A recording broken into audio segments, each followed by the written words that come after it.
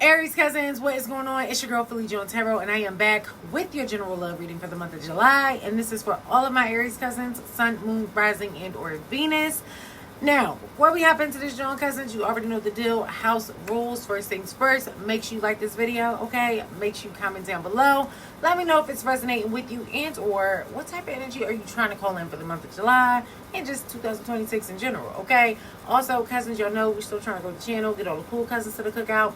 I'm gonna need your help to do that, right? So share the video, share the channel, and just let your people know, like, look, this is where all the cool kids hang out, this is where all the spiritual baddies are, and they need to pull up to the reunion. Also, make sure y'all subscribe because I got some more Jones coming up, and I don't want you to miss that. So, boom. House rules out the way. Now, let's hop into this reading, Aries, because what the hell is going on that got you in this Eight of Swords energy, okay? Now, Sword energy, that's air energy, Libra, Gemini, Aquarius. So, this could have been an energy you've been sitting in since Gemini season, which we were not too long ago. We were sitting in Gemini season, okay? But Sword energy talks about mental conflict, communication. But I'm bringing y'all to the front of the congregation, Aries. You see who's holding my man back? Him. There's no handcuffs on there. There's no one else there pulling his. It's you.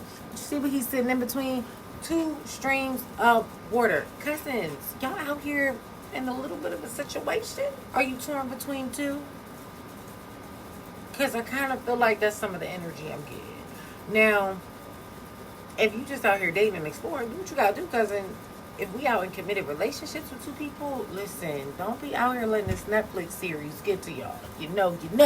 Nonetheless, y'all been sitting in some heavy energies just trying to, figure out mentally on top of emotionally, because that water there, we're not going to ignore it. Water talks about our feelings and emotions in tarot. We've been trying to figure out which direction to go, because keep in mind, the two paths of word that we have are split, and you're in between them. So you are the common denominator and factor in making this decision and which way to go. And like I said, ain't nobody holding you back but you. But with that Eight of Swords energy, that's also the card and the reminder to get out of your head.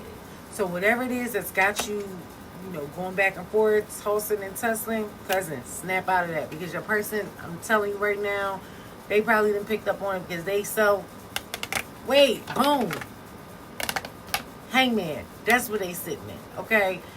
The person's over here sitting in the Hangman energy. Not only that, Hangman talks about illumination, self, discovery, going within, all the things. And I feel like because we have this snake wrapped around their legs, and then there's also kind of like this little critter right above his head. Since 2025 and or top of 2026, because we were still technically in the year of the snake, your person could have had some type of inkling, insight that something wasn't right within this connection, and or vice versa. Because again, you know your story, because not me. You gotta make it fit where it fit. I'm just saying this is the energy that I'm picking up on collectively, right? Either way, they're getting some type of insight that this connection is not in alignment with where they thought it was.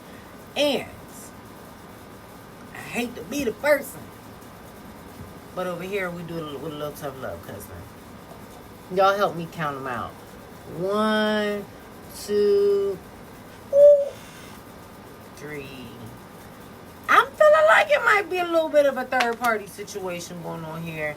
And not only does your person have some type of inkling or insight about it, but you know that they got some type of inkling and insight about it too with this High Priestess energy. Because that's the overall energy.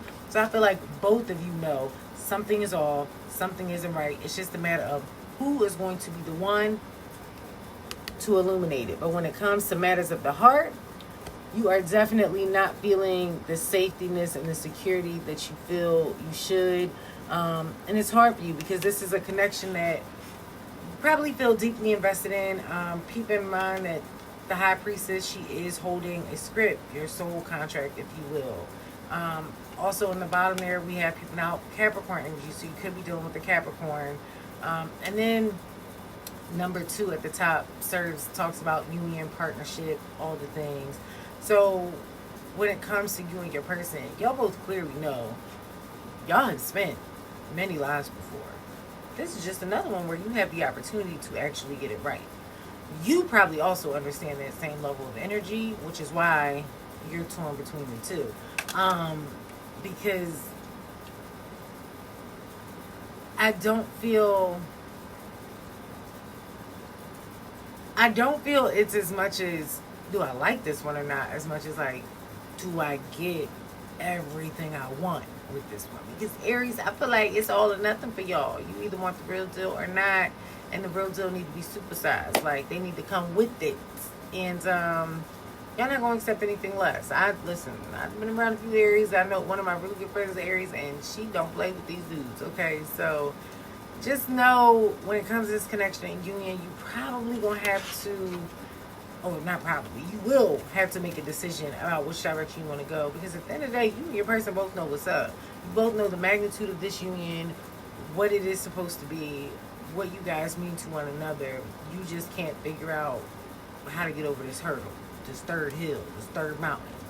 And it might not even be a person, truly, right? Like, Hangman, it's associated with our Virgos, so person could be a Virgo, have it in every three. But Virgos, I think they talk about plans, and they like structure and all the things, right? They're kind of like baby Capricorns, if you will.